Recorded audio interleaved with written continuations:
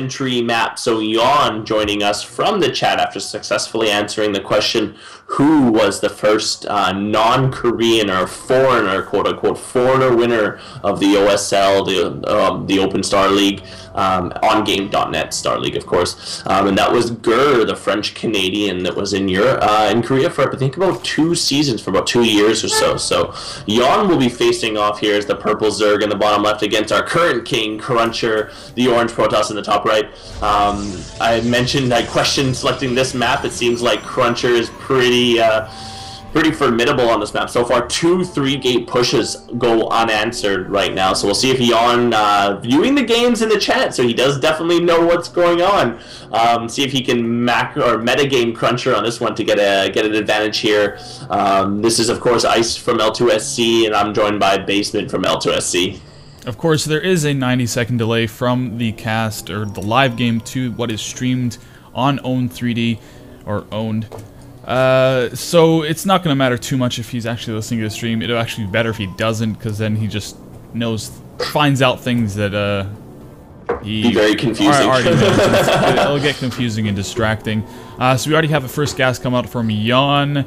Similar to what we saw in the first game. Oh, but there we go. Actually trying to put down a spawning pool there. Does get blocked there by Cruncher, but does get it down. This is more like the timing that I usually will expect from Zerg players if they want to get that gas out just enough to get the fast speed as soon as the spawning pool erupts, and that is to get that as soon as the 14 mark hits. You put down a extractor, and then you build one more drone, and then put down a spawning pool, and then as soon as that spawning pool completes, you'll be able to have enough gas, then you can take off units from gas. So a little bit different timing than what we saw in the first game, but it shouldn't matter too greatly because OneCruncher is indeed a really great player at this game, as he is putting down pretty much the same thing as he did the last few games, putting down that gateway, then the Cybercore, and we probably will be expecting 2 more gateways coming from him. So far he says, alright, that's a pretty good open, why bother changing it? And if he does something, he already has calculated in his head,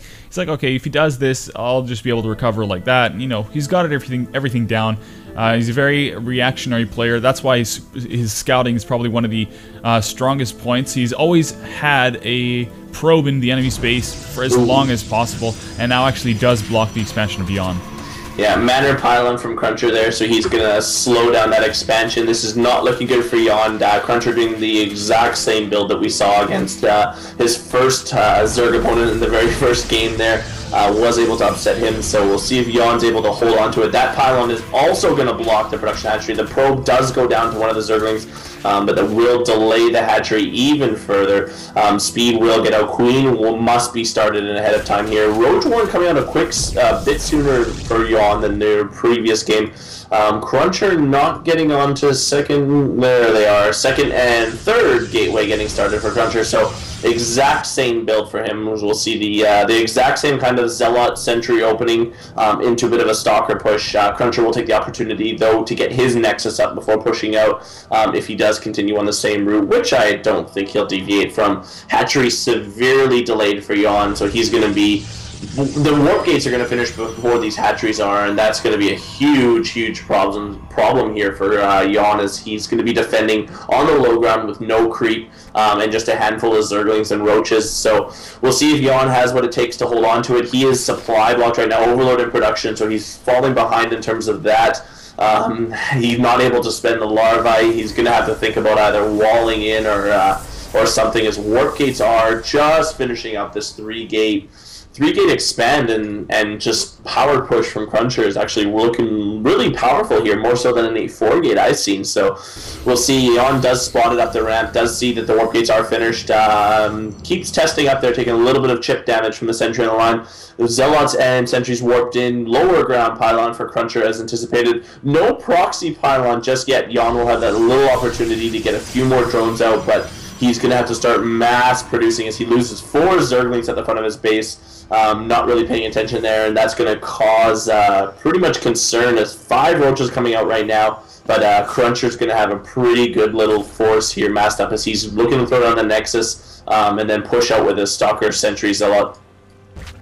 Yeah, he does have a nice amount of larvae coming on the way as he's constantly injected. It did indeed miss the last inject larva on his main, but he does have significantly more roaches than the first player that we saw on this map.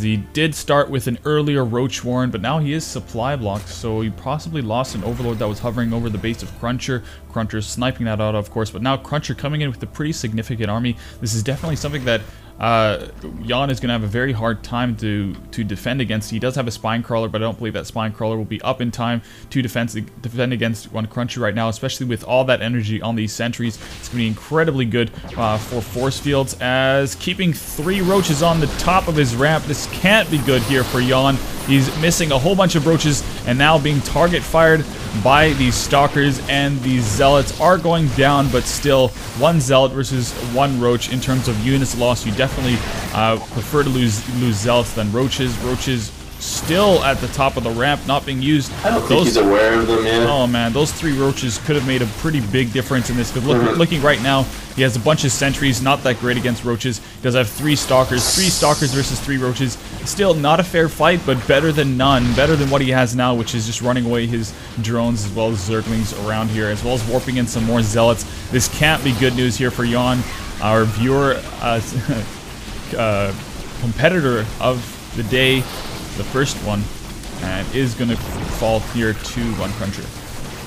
Yeah, one CrunCher snipes the hatchery. That's going to set Yawn way back. Obviously, CrunCher does have his Nexus going. He's got his worker transfer going. Those sentries are just going to pile up the ramp. Not really even attacking, just kind of powering his way up the ramp, trying to flank. Great force field usage from CrunCher. He wasn't even, Yawn was not able to get down his ramp, even when he did have the Zerglings rounded. A number of Zerglings were produced for Yawn. Had they been able to get down, it would have worked. Yawn, really strong play, but CrunCher maintains his dominance.